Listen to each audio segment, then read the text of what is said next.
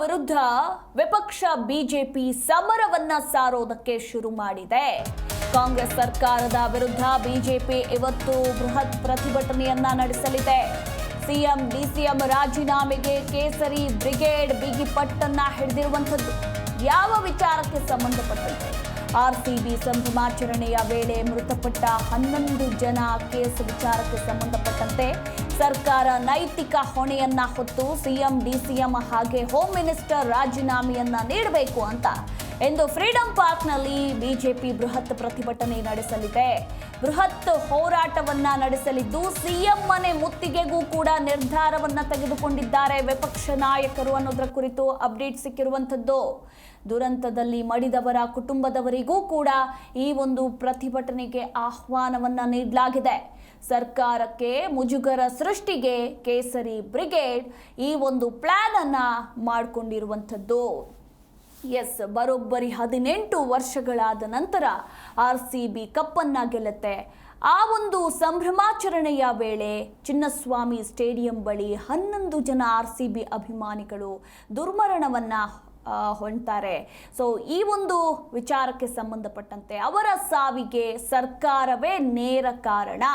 ಈ ದುರ್ಘಟನೆಯ ನೈತಿಕ ಹೊಣೆಯನ್ನ ಹೊತ್ತು ಮುಖ್ಯಮಂತ್ರಿ ಸಿದ್ದರಾಮಯ್ಯ ಹಾಗೆ ಉಪಮುಖ್ಯಮಂತ್ರಿ ಡಿಕೆ ಶಿವಕುಮಾರ್, ಇನ್ನು ಗೃಹ ಸಚಿವ ಡಾಕ್ಟರ್ ಜಿ ಪರಮೇಶ್ವರ್ ರಾಜೀನಾಮೆಯನ್ನ ಕೊಡಬೇಕು ಅಂತ ಆಗ್ರಹಿಸಿದ ಬಿಜೆಪಿ ಇವತ್ತು ಫ್ರೀಡಂ ಪಾರ್ಕ್ನಲ್ಲಿ ದೊಡ್ಡ ಪ್ರತಿಭಟನೆಗೆ ಸಿದ್ಧತೆಗಳನ್ನ ನಡೆಸಿಕೊಂಡಿದೆ.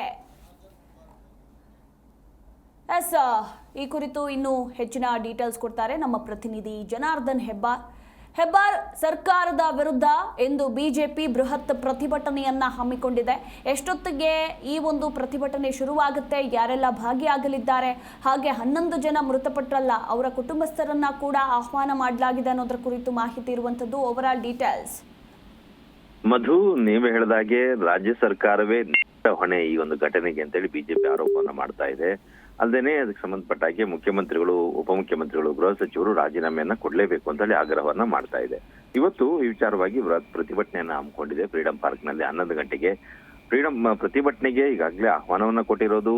ಮೃತಪಟ್ಟವರ ಕುಟುಂಬದ ಸದಸ್ಯರಿಗೂ ಕೆಲವರಿಗೆ ಆಹ್ವಾನವನ್ನು ಕೊಟ್ಟಿದ್ದಾರೆ, ವಿನಂತಿಯನ್ನು ಕೂಡ ಮಾಡ್ಕೊಂಡಿದ್ದಾರೆ. ಪ್ರತಿಭಟನೆಯಲ್ಲಿ ಬನ್ನಿ, ಭಾಗವಹಿಸಿ, ಸರ್ಕಾರಕ್ಕೆ ಈ ಒಂದು ಸಂದರ್ಭದಲ್ಲಿ ಕಿವಿ ಹಿಂಡುವಂತ ಕೆಲಸಗಳನ್ನ ಮಾಡೋಣ ಅಂತ ಹೇಳಿ ಅವರಿಗೆ ಮನವಿಯನ್ನ ಮಾಡ್ಕೊಂಡಿದ್ದಾರೆ. ಅವರು ಬರ್ತಾ ಇದ್ದಾರೆ ಅನ್ನೋ ಮಾಹಿತಿ ಕೂಡ ಸದ್ಯಕ್ಕಿದೆ. ವಿಜೇಂದ್ರ, ರಾಜ್ಯಾಧ್ಯಕ್ಷ, ಬಿಜೆಪಿ ರಾಜ್ಯಾಧ್ಯಕ್ಷ ವಿಜೇಂದ್ರ ಅವರು ಇರ್ತಾರೆ. ಪಕ್ಷ ನಾಯಕ ಆರ್ ಅಶೋಕ್, ಚಲವಾದಿ ನಾರಾಯಣ ಸ್ವಾಮಿ ಅವರು ಪಕ್ಷ ನಾಯಕರು. ಹೀಗೆ ಇವರು ಪ್ರಮುಖರೆಲ್ಲರೂ ಕೂಡ ಇವತ್ತಿನ ಹೋರಾಟದಲ್ಲಿ ಪಾಲ್ಗೊಳ್ತಾರೆ ಅಂತ ನಿರೀಕ್ಷೆ ಇದೆ. ಕೆ ಗೋಪಾಲಯ್ಯ ಅವರು ಶಾಸಕರಿದ್ದಾರೆ. ಅವರು ಮೊನ್ನೆ ಸುದ್ದಿಗೋಷ್ಠಿಯಲ್ಲಿ ಈ ಒಂದು ವಿವರವನ್ನ ನೀಡಿದ್ದಾರೆ. ಎಲ್ಲಾ ಪ್ರಮುಖರು ಕೂಡ ಇವತ್ತು ಪ್ರತಿಭಟನೆಯಲ್ಲಿ ಪಾಲ್ಗೊಳ್ತಾರೆ. ಕನಿಷ್ಠ 10,000 ಜನರನ್ನಾದ್ರೂ ಸೇರಿಸಬೇಕು ಅನ್ನೋ ಒಂದು ಆಲೋಚನೆ ಇದೆ.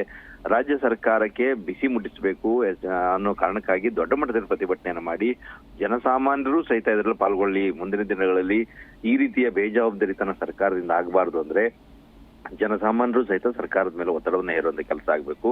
ಸ್ವಯಂ ಪ್ರೇರಿತರಾಗಿ ಪಾಲ್ಗೊಳ್ಳಿ ಅಂತ ಮನವಿಯನ್ನು ಕೂಡ ಮಾಡ್ಕೊಂಡಿದ್ದಾರೆ. ಎಷ್ಟು ಜನ ಬರ್ತಾರೆ ಅಂತ ಒಂದು ಕುತೂಹಲ ಇದೆ. ಕನಿಷ್ಠ 2-3 ಸಾವಿರ ಜನ ಆದ್ರೂ ಬರಬಹುದು ಅಂತ ಒಂದು ಸಾಧ್ಯತೆ ಇದೆ. ಇದರ ಹೊರತುಪಡಿಸಿ ಪ್ರತಿಭಟನೆ ನಡೆಸಿದ ನಂತರದಲ್ಲಿ ರಾಜಭವನಕ್ಕೆ ತೆರಳಿ ಮನವಿಯನ್ನ ಕೊಡಬೇಕು ಅನ್ನೋ ತೀರ್ಮಾನವನ್ನ ಮಾಡ್ಕೊಂಡಿದ್ದಾರೆ ಅಂತ ಮಾಹಿತಿ. ಯಾಕಂದ್ರೆ ರಾಜ್ಯ ಸರ್ಕಾರವನ್ನೇ ವಜಾ ಮಾಡಬೇಕು. ಸಂಪೂರ್ಣವಾಗಿ ಕಾನೂನು ಸುವ್ಯವಸ್ಥೆ ಹದಗೆಟ್ಟಿದೆ. ಆಡಳಿತದ ಚುಕ್ಕಾಣಿ ಸಂಪೂರ್ಣ ದಿಕ್ಕು ತಪ್ಪು ಹೋಗಿದೆ. ಹಾಗಾಗಿ ಇದನ್ನ ಸರ್ಕಾರವನ್ನೇ ವಜಾ ಮಾಡಿ ಅಂತೇಳಿ ರಾಜ್ಯಪಾಲರ ಮೂಲಕ ರಾಷ್ಟ್ರಪತಿಗೆ ಮನವಿ ಮಾಡಿಕೊಳ್ಳಿಕ್ಕೆ ಒಂದು ಸಿದ್ಧತೆಯನ್ನು ಮಾಡಿಕೊಂಡಿದೆ ಬಿಜೆಪಿ ಅನ್ನೋಂಥ ಮಾಹಿತಿ ಇದೆ.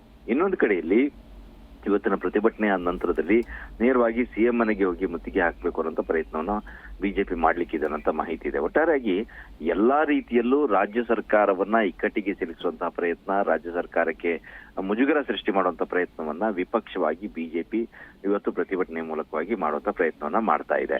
ಇದಕ್ಕೆ ಕಾಲ್ತುಳಿತ ಸಂದರ್ಭದಲ್ಲಿ ಮೃತಪಟ್ಟಂತವರ ಕುಟುಂಬದ ಸದಸ್ಯರು ಎಷ್ಟು ಮಟ್ಟಿಗೆ ಸಾಥ್ ನೀಡ್ತಾರೆ, ಪಕ್ಷದಲ್ಲಿಯೇ ಇರುವಂತಹ ಅಸಮಾಧಾನದ ನಡುವೆನೂ ಎಷ್ಟು ಜನ ಸಾಥ್ ನೀಡ್ತಾರೆ, ಯಾವೆಲ್ಲ ಮುಖಂಡರುಗಳು ಬರ್ತಾರೆ, ಇದೆಲ್ಲ ನಿರೀಕ್ಷೆ ಕೂಡ ಇದೆ, ಕುತೂಹಲ ಕೂಡ ಇದೆ. 11 ಗಂಟೆ ಅಷ್ಟೊತ್ತಿಗೆ ಪ್ರತಿಭಟನೆ ಆರಂಭ ಆಗುತ್ತೆ ಫ್ರೀಡಂ ಪಾರ್ಕ್ ನಲ್ಲಿ. ಬಹುಶಃ 1:30-2 ಗಂಟೆ ಅಷ್ಟೊತ್ತಿಗೆ ಪ್ರತಿಭಟನೆ ಮುಕ್ತಾಯವಾಗುವಂತ ಸಾಧ್ಯತೆ ಇದೆ. ದೊಡ್ಡ ಮಟ್ಟದಲ್ಲಿ ಪ್ರತಿಭಟನೆ ಮಾಡಿ ಸರ್ಕಾರದ ಸಂಪೂರ್ಣ ಇಡೀ ಸಂಪುಟವೇ ರಾಜೀನಾಮೆ ಕೇಳುವಂತ ಒಂದು ಪ್ರಯತ್ನವನ್ನ ಇವತ್ತು ಬಿಜೆಪಿ ಮಾಡ್ಲಿಕ್ಕಿದೆ. ಮಧು, ಇನ್ನು ಹೆಬ್ಬಾರ್, ಈ ಒಂದು ಪ್ರತಿಭಟನೆಯನ್ನ ಏನು ವಿಪಕ್ಷ ಬಿಜೆಪಿ ಹಮ್ಮಿಕೊಂಡಿದೆ ಅಲ್ಲ, ಘಟನೆ ನಡೆದು ಇಷ್ಟು ದಿನಗಳ ಬಳಿಕ ಪ್ರತಿಭಟನೆಯನ್ನ ಹಮ್ಮಿಕೊಂಡಿದ್ದಾರೆ. ಇದು ತುಂಬಾ ಲೇಟ್ ಆಯಿತು, ದೂರ ಆಯಿತು ಅಂತ ಅನ್ಸಿಲ್ವಾ? ಯಾಕೆ ಇಷ್ಟು ದಿನಗಳ ಕಾಲ ಬಿಟ್ಟು, ಅಂದ್ರೆ ಬಿಸಿ ಇರುವಾಗಲೇ ಪ್ರತಿಭಟನೆ ನಡೆಸಿದ್ರೆ ಒಂದು ಇದಿರ್ತಾ ಇತ್ತು. ಬಟ್ ಈಗ ಎಲ್ಲ ಜನ ಮರೆತು ಮುಂದಕ್ಕೆ ಹೋಗ್ತಾ ಇರುವಂತಹ ಸಂದರ್ಭದಲ್ಲಿ ಈಗ ಪ್ರತಿಭಟನೆ ನಡೆಸ್ತಾ ಇದ್ದಾರಲ್ಲ ಅಂತ. ಹೌದು, ಖಂಡಿತ ಈ ಒಂದು ವಿಚಾರದಲ್ಲಿ ಬಿಜೆಪಿ ಒಳಗಡೆನೂ ಸಹಿತ ಅಸಮಾಧಾನ ಇದ್ದೇ ಇದೆ. ತುಂಬಾ ಲೇಟ್ ಆಯ್ತು ಅಂತ ಹೇಳಿ. ಆದ್ರೆ ಇಲ್ಲಿ ಒಂದೆರಡು ಕಾರಣಗಳು ಕೂಡ ಇದಾವೆ ಪ್ರತಿಭಟನೆ ಇಷ್ಟೊಂದು ವಿಳಂಬ ಆಗೋದಕ್ಕೆ. ಘಟನೆ ನಡೆದ ನಂತರದಲ್ಲಿಯೇ ಪ್ರಕರಣ ಕೋರ್ಟಿಗೆ ಹೋಯ್ತು.